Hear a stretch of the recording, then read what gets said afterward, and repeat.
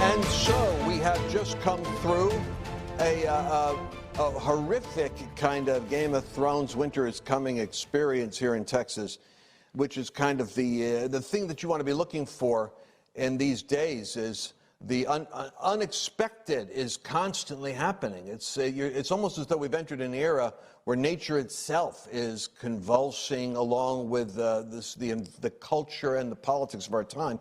So here in Texas, we suddenly had this shocking development where everything froze.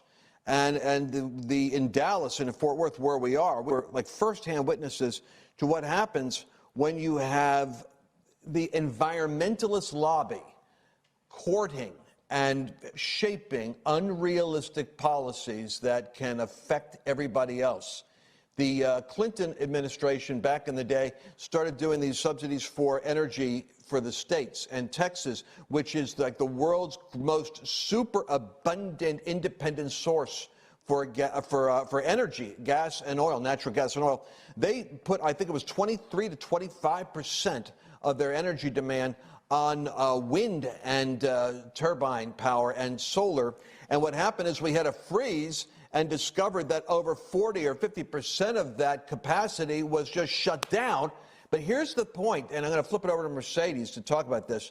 The issue that was so shocking to me is how within a matter of 30 seconds to a minute and a half, the power grids were so overworked, it's almost like frying a circuit in your house, that the whole state, our area of Texas, Fort Worth, had the grid almost fried, which would have done permanent damage. It would have been months without electric, months without water, months without heat, and or air conditioning, as it would be as the season changes, and it would have been devastating to the economy.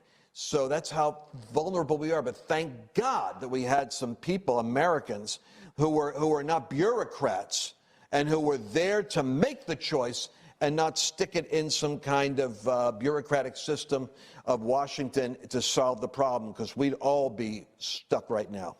Mercedes, your thoughts? Yep.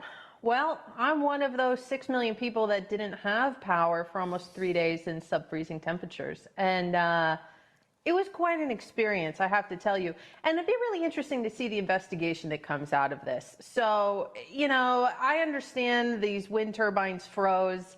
I was reading news articles before this, about 40% output from these wind farms just totally disappeared. Also, the nuclear and coal also froze. So everything froze. And so I'm not sure. I'm going to be really interested to see what happens with this investigation as to why we didn't have any type of weatherproofing on those wind turbines. If somebody said, it's Texas, it doesn't get cold, don't worry about it. Well, it was quite an experience, and I wanted to show you some pictures firsthand. So Frank, let's put some of these up. This is someone's kitchen with burst pipes that froze, standing there like that. Amazing. Frank, let's go through them. Boom, boom. Here's some, oh my gosh, look at this person's car. This is in a parking garage, 7th-floor parking garage. This person, I don't know, you know, parked, of all the places, parked right there. And it's like, you know, what is that, Murphy's Law? Whatever can go wrong will go wrong. So we need to pray for this person. Let's see what else we got, Frank. Keep going. Oh, this is in Denton, okay? This is like maybe in an hour from where we are. Someone's home. I mean, That's like a waterfall. It's a waterfall. It's a new water feature they've put in, they're installing. And so we don't know how to handle this type of cold weather. And in all honesty, I got people from up north saying, hey, what's going on with Texas? Why are people's homes flooding? And people who live in Alaska, stuff like that. And I'm like, the houses aren't built for it. I mean, legitimately, the pipes, the houses, they are not built for single-digit temperatures. So, Frank, what else do we got? Let's throw some more on the screen here. Here's just a montage of just craziness. I mean, just one after another. People on frozen pools. In fact, I think I have one on my pool that I sent to Frank. Oh, this guy slept in a tent in his apartment. There's me. That's me on my frozen pool. So the pool's totally shot. Insurance claims are opened already. And we did have a frozen pipe last night and an electrical fire. So I'm happy to be here at the studio today with running water and electricity. There it is, 5 degrees Celsius, which is really like 45 or something like that in Fahrenheit. That's from my fridge, actually, inside of my home. And we got to take up residence at Chateau de Wallnow. It was very nice that Annabelle and Lance let hashtag Team Spark stay there. And I just wanted everybody to see clearly what priorities are at the Wallnow household. This is the generator that Lance and Annabelle bought, which is clearly plugged into the Keurig. And you can see the candlelight in the background. So I just want everybody to know those are the priorities at the Wallnow household, is make sure the coffee pot is plugged into the generator. Because they had rolling blackouts. So everybody else, if you weren't like one of the 6 million people like me where you had no power for 3 days, you had rolling blackouts every hour, which, was inconvenient. But I mean, as Lance was saying, had they not made that decision almost instantaneously at 2:30 in the morning, I want to say it was like Monday or Tuesday, that we would have had damage for 3 to 6 months. It would have been crazy. So anyways, this is a 6-lane road outside of my house. I have a Jeep. I was able to drive around. Just thought it was a pretty picture. What else we got, Frank? Just throw it up there. We got to land this plane, Frank. This is the backyard. I just want to say, Mercedes, there are people right now that are watching this that are up in Rochester, Buffalo, New York, up in the Northeast, and they're just rolling their eyes now. Because what is like traumatic to you, a Floridian and Dallas girl, is like they're going, what's the big deal? The big deal actually is, down here, people, they don't know how to drive in the snow. So you take your life in your hands because they panic. As soon as the snow falls, they're slamming on brakes and sliding all over the neighborhood. And so you're taking your life in your hands when you're out there. Okay, but let's keep... Well, wait, I had one more. There's a picture of me going to Whataburger, though. I just wanted to make sure that one made it up there. I'm going to Whataburger. Do y'all need anything? So, you're going... Yeah. That's from like Star Wars, but that's cool. Go ahead. All right, Frank. Oh, wait. One more joke. Amidst all of it, thank God for President Biden. He was going to offer some help, but Obama was quick to step in just to correct it. Joe said, I'm going to be sending Hunter down to Texas to help out. Obama said, no, Joe. They have cracked pipes in Texas, not crack pipes. So I know it was a little confusing there. You know how Joe is. All right. Well, thank you for that enlightening update there on the crack pipes there. Appreciate that. Listen, there's something I want to talk about, which is how you cannot trust the left. You cannot trust the media. Remember this. This is so infuriating. Remember what they did and do not forget.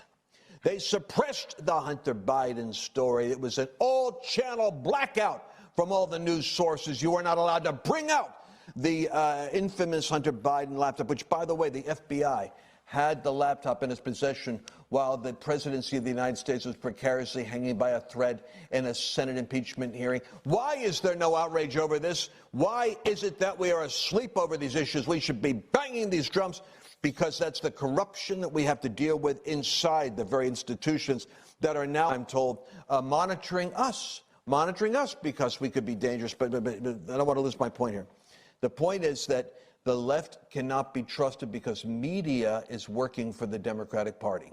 It's no longer an independent mechanism. The drive-by media, as Rush used to call it. And so the politicians are able to drive their insanity out there, and the media will become the mouthpiece. Now watch this. Leftist politicians like Representative Alejandria Ocasio-Cortez rushed to defend her indefensible Green New Deal. Because remember, I told you this is an environmental catastrophe because of the climate lobby that would have Texas basically make itself vulnerable to a shutdown. The infrastructure failure in Texas are literally what happens when you don't pursue a Green New Deal. In other words, more turbines and more solar panels that can't pick up on the sun when there's a blizzard. We need more of that. That's her line. And so you imagine how a low information voter goes, well, that's what happens. This is like Beto says. Well, the reason why it's global warming and now global freezing is the same thing. It's environment. White House Press Secretary Jen Psaki also sought to deflect blame from the failure of renewables by heaping the lion's share of the blame on what? Not on their goofy wind solution, but on gas and oil. So she cited the Electric Reliability Council of Texas, whose, by the way, the board members don't even live in the state of Texas. That's irony. But she claimed the failures in wind and solar were the least significant factor in the blackout. We just told you that they were the primary factor in the blackout. This is lies and deception, and we're going to have to continue to call this kind of insanity out. By the way, can we hit Ted Cruz real quick here? Do it. What do we know about Cruz? What happened? Because you brought this to my attention. Well, it's Caribbean. He's, well, Cancun Cruz. That's what I'm calling him. You know, everybody's giving Cruz a hard time. He's trying to get out of town. If I had the money to get out of here, I'd go too, if I didn't have to babysit, you know, my house. But I'd be going. I don't care if Ted Cruz is going. What the heck is Ted Cruz going to do about the Texas power grid? I mean, the governor's got this locked down. If the CEO of, you know, the power company left, I would be livid. But, I mean, what's Ted doing? He's bringing his kids to Cancun. Who the heck cares? What do you want him to do? You want him out there shoveling my driveway? You want him salting the roads himself? He's like, oh, he's a public servant. He should be out there doing stuff. And I'm like, you know, what do you want him to do? He's got no power either. Get out of here. If you leave, that's more power for the rest of us. That's my thoughts. I want to throw something in here before the segment ends, because the show's ending almost soon, because time flies when you're in a firewall environment. I want to expose how the story came out. Poor Mrs. Cruz was texting friends and saying she was going to get a room down in Cancun because their house was frozen. Frozen, you hear me? And so there's no room in hotels here, so they were going to get out of the state. The text messages were provided to the sleazy New York Times. Wow. And who did it? They were confirmed by a second person on the thread who declined to be identified. These were personal texts from Cruz's wife. That's how the story broke out.